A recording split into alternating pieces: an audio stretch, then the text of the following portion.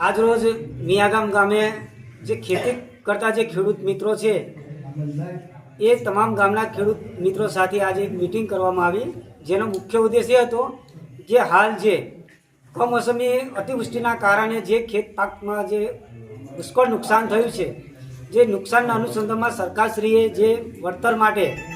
જાહેરાત કરી છે, પરંતુ એ વળતરમાં ઘણીવાર સર્વે કરતી વખત ઘણી મુશ્કેલીઓ પડે છે. મુશ્કેલીઓનો સામનો વ્યવસ્થિત રીતે થાય અને એનો નિકાલ આવે એ માટે સૌ ખેડૂતો સાથે રાખી આજ રોજ એક સમજણ કેળવી છે અને આવતીકાલે સૌ ખેડૂત મિત્રો, ધારાસભ્યશ્રી, માજી ધારાસભ્યશ્રી તેમજ પ્રાંત ઓફિસર સાહેબને એક આવેદન આપીને સર્વે વખતે જે તકલીફો પડે છે એ દૂર કેમ થાય એ પ્રકારનું અમે આવેદન આપવા આવતીકાલે જઈ રહ્યા છીએ. સરપંચે વાત કરવામાં આવે કે કમોસમી વરસાદને લઈને તમે અનુભવી છો, વાત થઈ હશે કે કયા કયા સર્વે કરવામાં આવશે કે શું છે, કેવી કાલે આવતીકાલે તમારી માંગ હશે?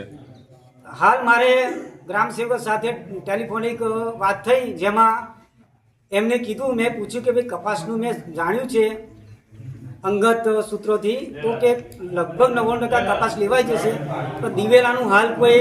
સ્ટેન્ડ ગવર્મેન્ટ લીધું નથી, પરંતુ જે પણ નક્કી થાય કે આગામી 2 દિવસમાં કદાચ ફાઇનલ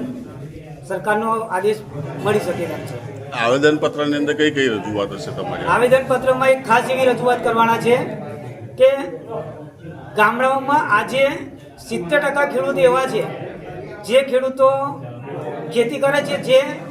મોટાભાગના કોકની ભાગે જમીન લેતા હોય, કોઈની દાણે લેતા હોય, કોકની ગીરો હોય, કોઈ ત્રીજા ભાગે કરતો હોય, કોઈ ચોથા ભાગે કરતો હોય. હવે આ જે સહાય કદાચ મળે તો જે ખેડૂત ખાતેદાર હોય એના ખાતામાં જાય, પરંતુ જે ખેતરમાં મહેનત કરે છે એ ખેડૂત રહી જાય છે.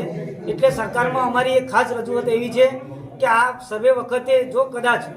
એક કોલમ એવું પણ ઉમેરવામાં આવે કે હાલ ખેતી કોણ કરે છે અને એનું નામ લખવામાં આવે તો જેથી જે સાચા ખેડૂતને એનો લાભ મળી શકે.